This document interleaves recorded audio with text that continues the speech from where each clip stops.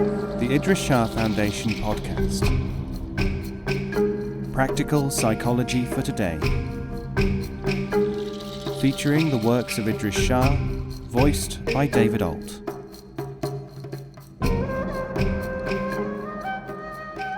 Welcome to the Idries Shah Foundation podcast. In this edition of the podcast, we present excerpts from Thinkers of the East by Idries Shah. This audio has been made available by the Idries Shah Foundation. Rabia el-Adawiya. Hassan came upon Rabia one day when she was sitting among a number of contemplators and said, "I have the capacity of walking on water. Come, let us both go on that water yonder, and sitting upon it carry out a spiritual discussion." Rabia said, "If you wish to separate yourself from this august company, why do you not come with me, so that we may fly into the air and sit there talking?" Hassan said, "I cannot do that, for the power which you mention is not one which I possess."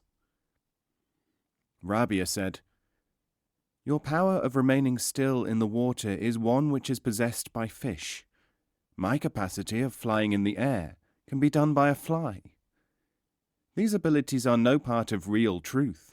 They may become the foundation of self-esteem and competitiveness, not spirituality."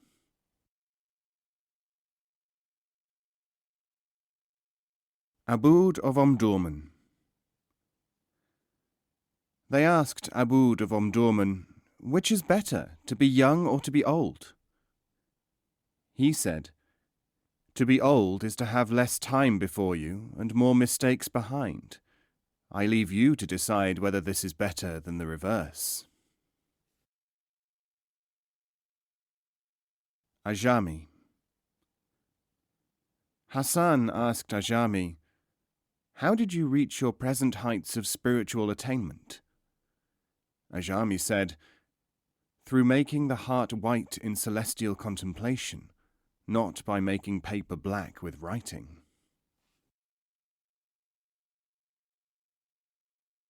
Conversion.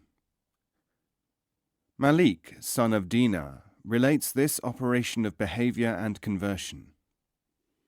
Malik was exercised in mind about the debauched behavior of a dissolute youth who lived near him. For a long time he took no action in the hope that someone else would intervene, and finally people started to complain about the young man. Malik then approached him and took him to task, asking him to reform. But the youth informed Malik that he was a favorite of the Sultan and that nobody could stop him from doing whatever he liked. Malik said that he would go to the Sultan, but the youth assured him that the ruler would never change his mind about him. "In that case," said Malik, "I will report you to the Creator above." The young man said that God was far too forgiving to reproach him. Malik was nonplussed, and he left the youth to himself, but presently his reputation became so bad that there was a public outcry against him. Malik set off to reprimand him again. As he was walking to his house, however, he heard a voice from beyond call out, "Do not touch my friend." Malik was astonished, and walked into the presence of the youth in a state of confusion.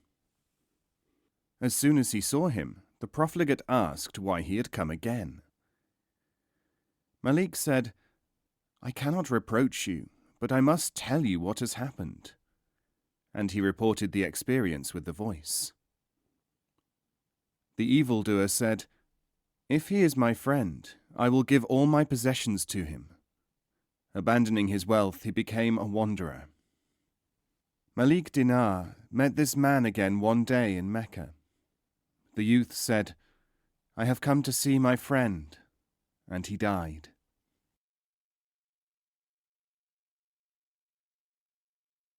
Raised and cast down.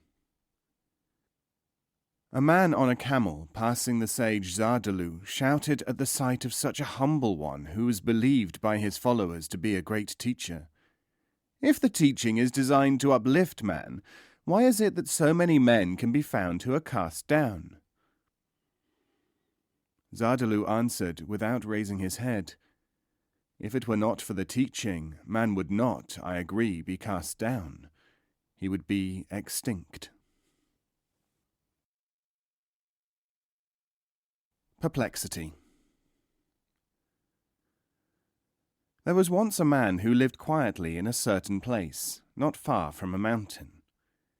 He was well behaved and refined, but the ordinary people did not see anything very remarkable about him. But he had an attractive manner, and there was something about his kindness and understanding which made many people visit him and ask his advice. Whenever anyone came to see him, he gave them advice. One, for instance, he told to open a shop, another to learn how to build rafts, a third he recommended to learn about the growing of plants and how gardens were maintained. One day, a number of people who had set out to try to find truth paused in their journey and were talking to one another. The first one said, "I was able to bring the whole group safely across the treacherous torrent which we have just crossed, because a certain man once recommended me to learn raft building." The second man said, "When, on this journey, we were all captured by brigands, I secured our release by showing the chief of the robbers how to cultivate his garden. I was able to do this because of the instructions given me by a certain man, who suggested to me that I learn about flowers and gardens." A third man said, "We have escaped the terrors of wild animals during this journey because of the instructions given me by a certain man. He it was who, when I asked him what I should do in my life, said, 'Learn how to overcome wild animals.'"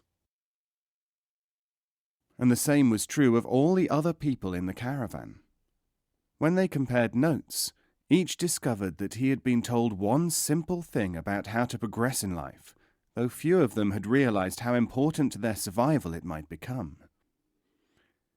The guide who was with them on the journey said, "Just remember that if you had not taken the advice of that man, none of you would be here, for there are many people who went to him for counsel, and who laughed at him or forgot his lessons, because they did not recognize that there could be any inner meaning in what he advised." When the travelers arrived at the end of their journey, they saw that their guide was the very same man who had lived at the bottom of the mountain, who had given them advice.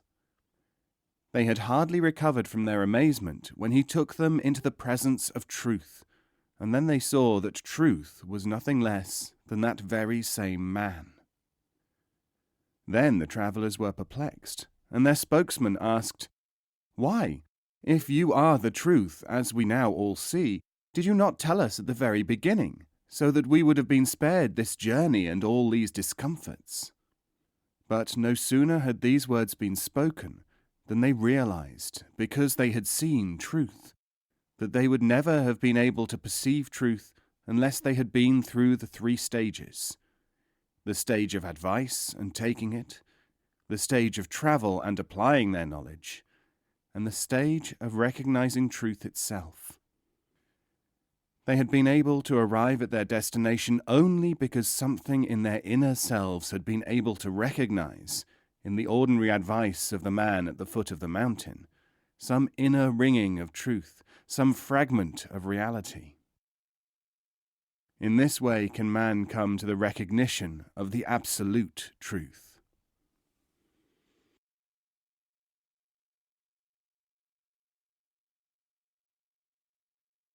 Admonition to disciples. Now that you have been enrolled in the ranks of the seekers, it is more than ever likely that you will stumble. For forgetting that self-esteem can manifest itself anywhere, you may think that you are immune from it. Just as the gains of enlistment among the friends are great, the requirements of the disciple are higher than is needed in ordinary affairs. Hassan of Basra illustrated this with the following tale, recorded in Tazkarat. I saw a drunken man trying to walk through a marsh, and I said, "Take care that you do not sink, for that is a quagmire." The drunkard answered, "Hassan, if I am swallowed up, only I shall be the loser. Think of yourself instead, for if you sink, your followers will go with you.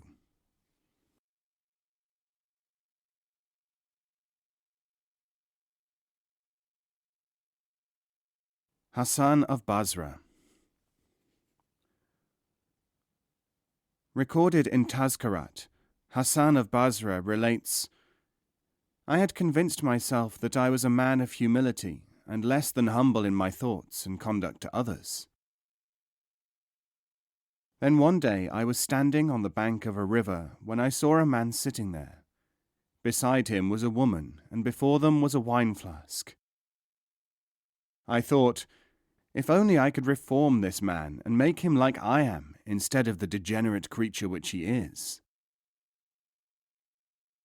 At that moment I saw a boat in the river beginning to sink. The other man at once threw himself into the water where 7 people were struggling, and brought 6 of them safely to the bank. Then the man came up to me and said, Hassan, if you are a better man than me, in the name of God, save that other man, the last remaining one. I found that I could not even save one man, and he was drowned. Now this man said to me, This woman here is my mother. This wine flask has only water in it. This is how you judge, and this is what you are like. I threw myself at his feet and cried out, As you have saved 6 out of these 7 in peril, save me from drowning in pride disguised as merit.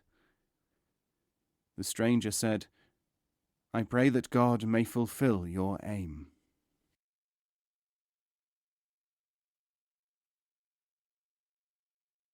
What to do? The Sufi sage Abdul-Alim of Fez refused to teach, but from time to time would advise people about the way to proceed on the path. One day a disciple, who was both incapable of learning and regularly driven abnormal by attending mystical ceremonies, visited him.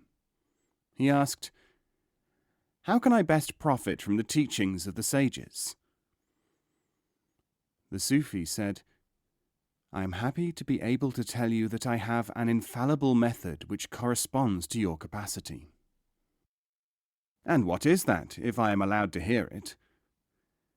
Simply stop up your ears and think about radishes. Before, during, or after the lectures and exercises. Instead of attending any of them.